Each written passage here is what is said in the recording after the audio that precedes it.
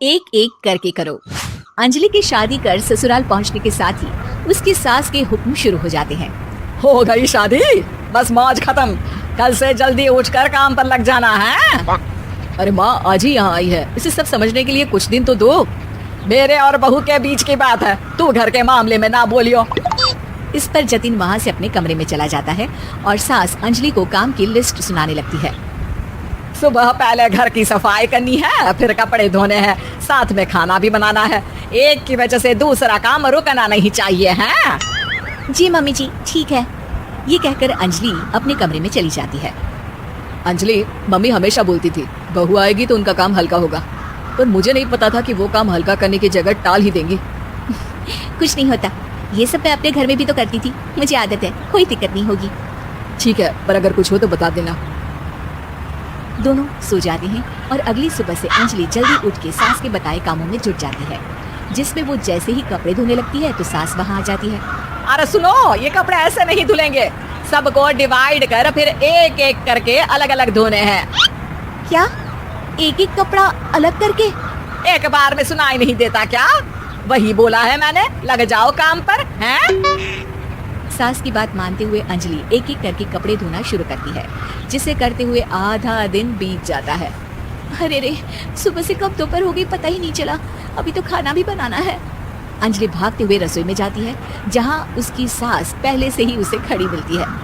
खाना बना लेना, देखो पहले पकोड़े तल दो और एक एक पकोड़े अलग अलग तलना, नहीं तो कोई कच्चा कोई पक्का रह जाता है।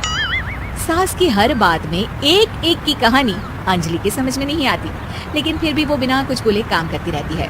अगली सुबह फिर वही शुरू होता है और सास एक बार फिर खाने के समय रसोई में आती है। आज क्या बन रहा है हैं?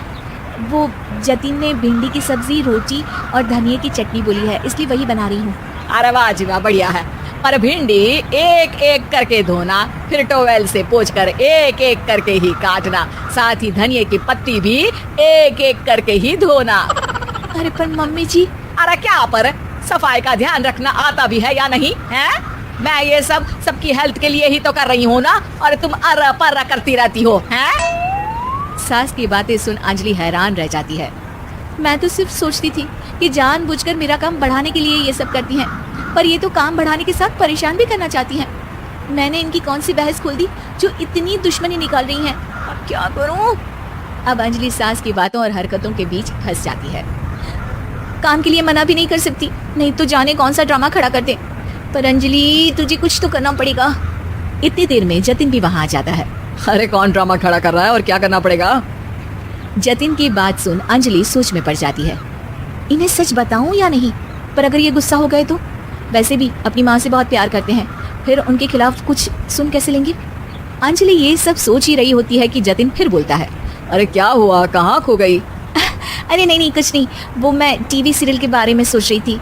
यहाँ और कौन ड्रामा करेगा? अरे तुम भी ना, चलो मैं चलता हूँ।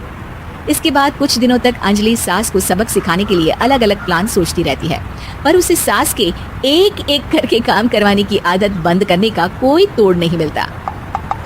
अगर ऐसे ही चलता रहा तो कहीं मैं एक दिन अपने सिर के बालों को भी एक एक करके सुलझना ना शुरू कर दूं। पगली हो गई है क्या? अकेले में क्या बड़बड़ किए जा रही हो? वैसे आज खाने में क्या है? आलू की सब्जी। तो फिर आलू को अच्छे से काट कर उसके कटे हुए कपड़ों को एक एक करके ही धोना है। बिल्कुल, इसे कैसे भूल सकती हूँ, मेरे जी का जंजाल। अरे बातें कम काम ज्यादा है। अंजलि एक बार फिर सास के कहे अनुसार काम करने लग जाती है, जिसमें सब्जी बनाते हुए उसके दिमाग में एक आइडिया आता है और वो सास को आवाज लगाती है। मम्मी जी सुनिए जरा, इधर तो आना। अंजलि की आवाज सुन सास रसोई में आती है। अरे क्या हुआ, क्यों गला फाड़ कर चिल्ला रही हो? कुछ नहीं, वो सुबह कपड़े धोने की जल्दी में नहाई नहीं थी और अब शाम की पूजा भी करनी है, तो आप जरा सब्जी देख लीजिए ना, तब तक मैं नहा कर आती हूँ। अंजलि सास को रसोई में छोड़कर नहाने चली जाती है। इसी तरह देखते देखते 4 घंटे बीत जाते हैं, लेकिन अंजलि बाथरूम से बाहर ही नहीं निकलती, जिसे देख सास उसे आवाज लगाती है। अरे बाथरूम में ही समाधि लगा ली क्या?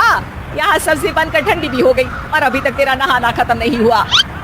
मम्मी जी जैसे आप कहती हैं ना, मैं वैसे ही एक एक करके अपने बाल शैम्पू कर रही हूँ, तो अभी 3 घंटे और लगेंगे, तब तक काम और जतीन को खाना सर्व करना आप संभाल लेना। इस तरह अपने नहले पर बहू का दहला देख सास शॉक्ड रह जाती है, जिसके बाद से घर में एक एक करके करने का आलाप बंद हो जाता है।